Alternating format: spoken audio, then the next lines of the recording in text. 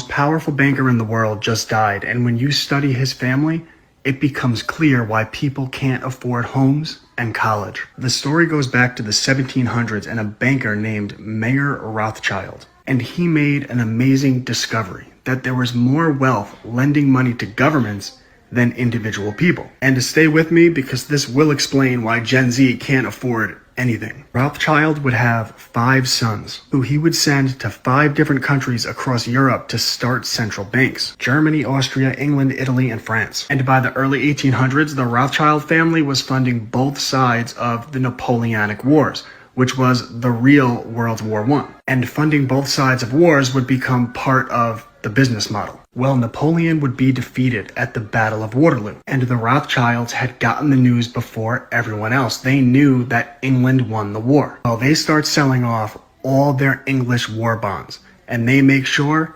everyone could see them do it. And when everyone saw the Rothschilds selling their bonds, they started to sell theirs. They assumed that the Rothschilds had information that England was going to lose the war. And when everyone started selling their war bonds, the Rothschilds bought them back for pennies on the dollar. And later that week, when everyone else found that England won the war, the Rothschilds basically owned the country. And as Nathan Rothschild said, "Give me control of a nation's money supply, and I care not who makes its laws." The business model had become to get governments and people into debt. And when the Rothschilds saw a young America, they saw opportunity. And in 1816, they found their way into American central banking with the Second Bank of the United States. And your money would be worth even less today if Andrew Jackson hadn't come along and saved the country. He started what are known as the bank wars. He balanced the budget, paid off America's debt, and ended the charter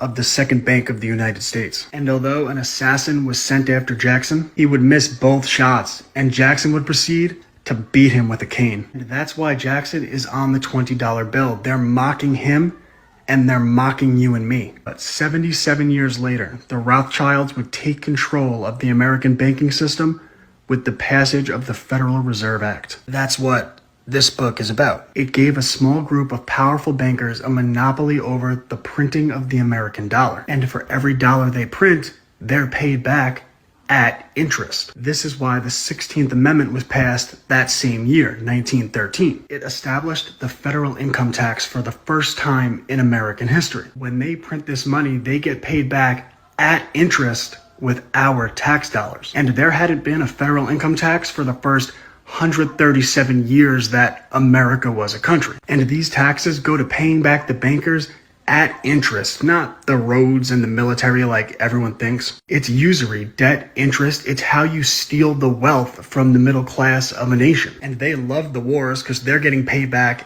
at interest. But every time they print that money, they're stealing from the future. It means your money's going to be worth less. It's why they had Lyndon B. Johnson push the Great Society, which made mortgages and college loans available to everyone, which was great for the boomers. But every time they took out those loans, it meant the price of housing and college would go up, up, up. So now no one could afford housing, no one could afford college without going into debt. The business model has always been to use usury to steal the wealth of nations, to control governments, and to control people. Check out my private homeschool community, the courses I teach, and my books on the banking system, how information is controlled, rights fundamental to being an American, the trap of free, the history of fake news, and so much more. ClassicalLearner.com.